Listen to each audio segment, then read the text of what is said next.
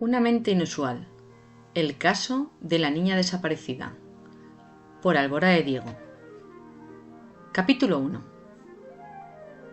Había dejado la ciencia, o la ciencia le había dejado a él, como solía explicar a sus conocidos cuando le preguntaban con sorpresa por qué una mente tan brillante había tomado esa decisión tan drástica. ¿De qué vivirás? Tu mente aportaba mucho al mundo. ¿Cómo privarnos de tu genial cabeza? El mundo te necesita, solían decirle. Esas palabras las llevaba escuchando unos 2 años. Con el tiempo, cada vez la frecuencia con la que le pedían explicaciones de por qué había girado su futuro de aquella manera era más baja. Según pasaron los primeros meses, todos sus conocidos tenían más asumida su nueva vida y veían que de una u otra forma seguía viviendo sin morirse de hambre, al contrario de lo que otros habían pronosticado. Lo cierto es que Miguel había llegado a la posición más alta que un investigador científico puede llegar sin pasar la frontera de entrar en la gestión o la política. Había sido investigador titular en el Centro Superior de Investigaciones Científicas, CSIC, en España, y también en el Instituto Nacional de Investigación en Salud y Medicina, INSERM, en Francia.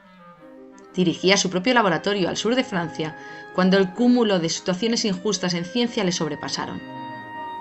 Era un hombre de fuertes convicciones morales. Se alimentaba principalmente de productos vegetales y no conducía. Siempre se movía en transporte público, priorizando aquel que menos contaminase, por lo que el tren era su mejor opción. Le gustaban los viajes lentos, donde poder dar rienda suelta a su mente y pensar que era su gran afición. Esa, junto con leer todo tipo de información que cayese en sus manos. Era delgado, alto aunque no en exceso, con una gran mata de pelo moreno, siempre medio despeinado. En realidad el pelo moreno ya empezaba a tener unos cuantos mechones blancos, lo normal para sus 45 años de edad. No tenía ningún interés por la moda, así que su ropa vieja y pasada de moda solo se renovaba cuando su pareja le compraba algo nuevo que él aceptaba sin generarle ningún sentimiento ni a favor ni en contra. Llevaba algún tiempo viviendo en la Bretaña, dedicándose a cultivar un pequeño huerto que proporcionaba algunos ingresos cuando vendía sus verduras en el mercado de los lunes del pueblo, y también pasaba horas en el centro de ayuda al inmigrante echando una mano como voluntario. Su vida era tranquila. Los ingresos a la casa los proporcionaba Ana, enamorada de aquella persona que combinaba a la perfección rebeldía y calma. Tenía amigos distribuidos por todo el mundo, de cuando la ciencia le llevó a vivir por diferentes países. Pero lo que nunca esperaría es que la vida le podría sorprender como lo haría en las semanas venideras al 2 de septiembre de aquel año. Siempre había sido él el que sorprendía a amigos y familiares con decisiones de su vida inesperadas, pero aquel día recibió un email sobre una casa en Cantabria, en Santander, una enorme casa señorial que él no podía permitirse ni por asomo mantener. La notificación venía de un bufete de abogados donde le indicaban cómo una mujer le había dejado en herencia esa casa, la cual incluía una buena suma de dinero asociada al mantenimiento de la casa, lo que incluía 2 personas para la limpieza, cocinero y jardinero. Miguel se quedó atónito. Si bien al principio deseó ponerse en contacto con los abogados para saber más del asunto, a los minutos reflexionó y pensó que eso no podía ser más que otro típico correo para engañar por internet, así que decidió olvidarlo. Pero 3 días después recibió una llamada. De nuevo contaba la misma historia que el email. La mujer fallecida era María Cruz Salinas Rodríguez, mujer del norte, nacida en Santander, de familia altamente acomodada. Padeció en su infancia de graves infecciones, que en aquella época la medicina no podía más que paliar. Con los años, el ADN de esta paciente llegó a manos de Miguel cuando dirigía su laboratorio en el CSIC en Madrid, unos años antes de su traslado a Francia. Allí estudió a esta paciente diagnosticada de linfoma con fuerte historial de infecciones desde la infancia, lo que hacía sospechar una posible inmunodeficiencia primaria de base. Miguel llevaba años analizando los genomas de este tipo de pacientes y en María Cruz había encontrado un buen gen candidato que finalmente se confirmó era el responsable de la patología que sufría.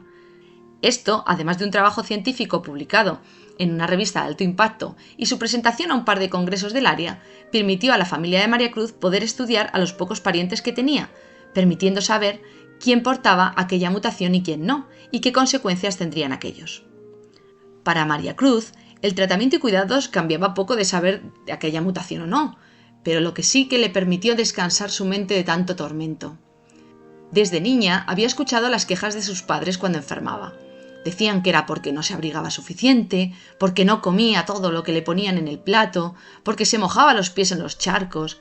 Siempre era culpa de ella aquel historial de múltiples infecciones, y ella siempre se sentía culpable de aquello.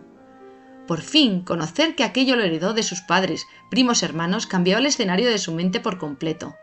No era culpa de ella, era culpa, si es que así se podría decir, de los genes que sus padres le dieron. Así que en su interior la culpa recaía en ellos, cosa para ella inmensamente liberadora. Y es así como María Cruz, sin hijos ni herederos cercanos, con una inmensa fortuna, quiso darle todo lo que tenía a Miguel, aquel que descubrió que tenía, aquel que le trajo paz, y para ella justicia a tantos años de incomprensión que vivió en su infancia. Miguel, al escuchar esta historia de voz del abogado de María Cruz, quedó estupefacto. Todo encajaba. De hecho, mientras hablaba con el abogado por teléfono, fue abriendo todos los antiguos ficheros de las copias de seguridad que tenía almacenadas de sus años en ciencia. Y ¡bingo! Ahí estaba.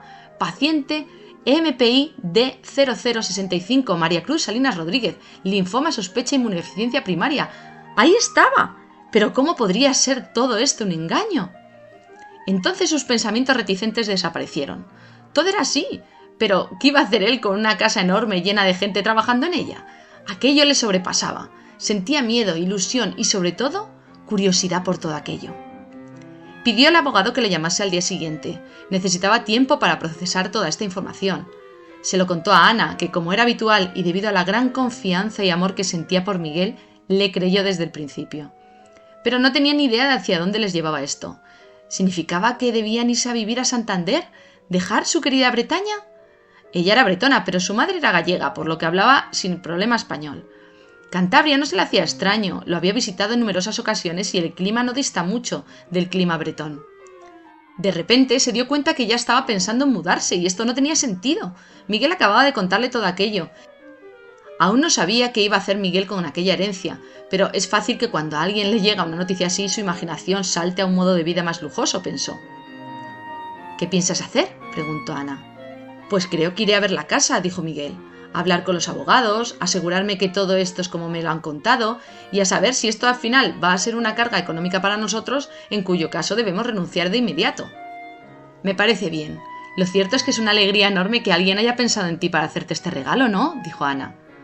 Supongo, dijo Miguel, pero ya sabes que soy muy prudente con los regalos y esto me suena a algo de mucho dinero y vida de lujo que debió de llevar aquella mujer, cosa que no va conmigo. Ana no podía acompañarle en esta primera visita a Santander debido a su trabajo, así que Miguel buscó las conexiones en trenes desde su pequeño pueblo bretón hasta Santander, cosa que aunque le tomaba mucho más tiempo que un avión, hacía sin ninguna pereza, sintiendo que estaba haciendo lo correcto para cuidar el planeta. Mientras preparaba el viaje y acordaba el día de reunión con los abogados, pensaba en aquellos estudios sobre inmunodeficiencias que hacía años atrás.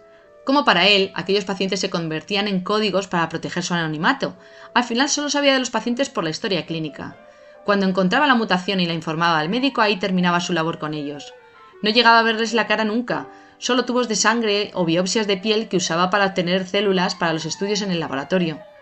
Para él, trabajar así le suponía un espacio seguro sin implicarse emocionalmente. Con su alta sensibilidad, haber visto y tratado a aquellos pacientes le hubiese afectado a su trabajo. No hubiese podido ser tan objetivo ni estar tan centrado si hubiese implicado su parte emocional. A los 3 días ya estaba en camino a Santander. El viaje fue tranquilo, los trenes puntuales en sus horarios y tuvo tiempo de leer un par de libros de literatura clásica que andaba ahora devorando uno tras otro.